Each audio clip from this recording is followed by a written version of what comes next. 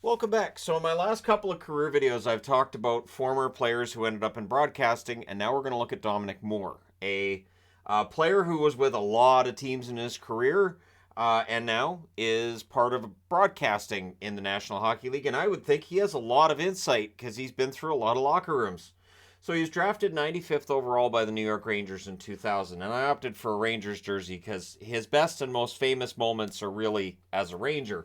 So he doesn't play until 0304, just plays the 5 games with the New York Rangers during the regular season and records 3 assists. He was never a big offensive player, but useful, fourth line center, sometimes third line depending on the season. 0506, what was his rookie year? 82 games, 9 goals, 9 assists, 18 points. In the playoffs, he had 0 points in 4 games.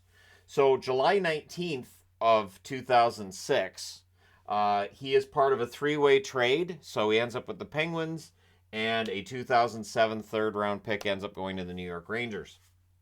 So in Pittsburgh in 06-07, he plays 59 games, 6 goals, 9 assists, 15 points, and they decide to trade him. And this is a storyline with Dominic Moore's career. February 27th, he's traded to the Minnesota Wild in exchange for a 2007 third-round pick. So that was popular for him, a 2007 third-round pick. So in Minnesota, after the trade, he plays 10 games, records 2 goals, no assists, so a total of 2 points. 07-08, still in Minnesota, 30 games, 1 goal, 2 assists, 3 points, and they place him on waivers. January the 11th of 2008, he is claimed on waivers by the Toronto Maple Leafs, looking for a depth forward, a guy who can play down the middle. Moore suits both of those needs. He plays 38 games after being picked up on waivers, and his numbers get better. 4 goals, 10 assists, 14 points. So, he is already with his 4th team. And 08-09, he starts out with the Leafs, and everything's going well. 63 games, 12 goals, 29 assists, 41 points. So, remarkable offensive totals. And then on March the 4th, he's traded. He is traded to the Buffalo Sabres in exchange for a 2009 second-round pick. With the Sabres, the offense falls off. 18 games, 1 goal, 3 assists, 4 points. So, he becomes a free agent. And October 5th of 2009, he is signed as a free agent with Florida. Now, I didn't see it, but I'm going to guess when you sign that late, you're probably there on a tryout. So, kudos to him if that was the case and he won a job on a tryout with the Florida Panthers.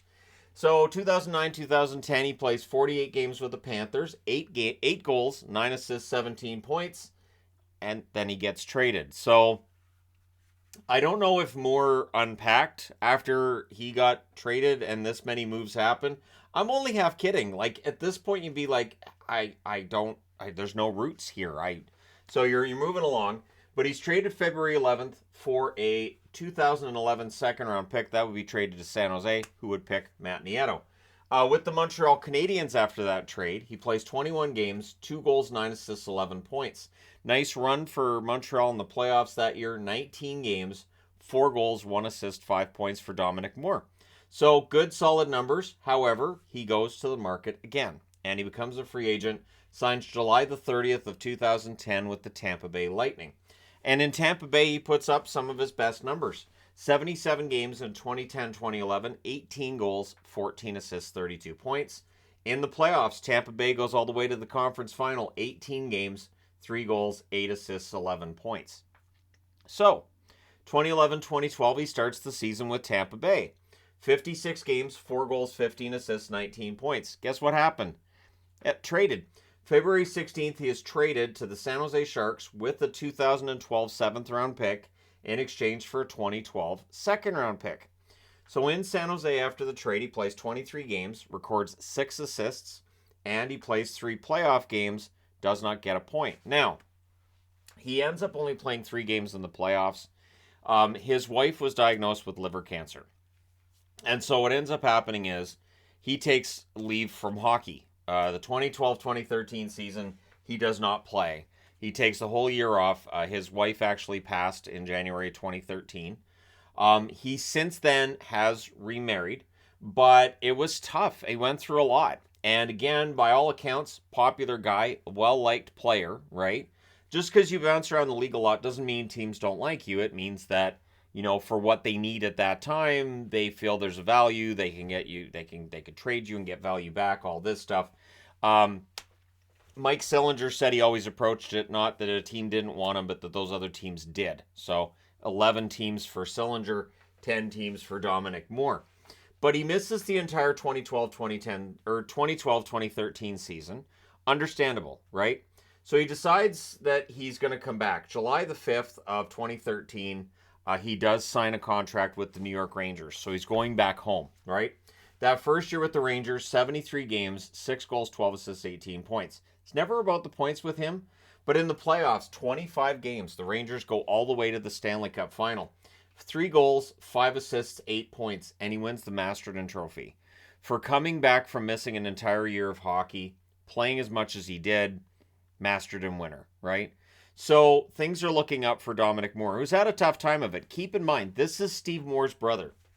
This is the guy whose brother was sucker punched by Todd Bertuzzi, and I'm sure that put him through the ringer as well.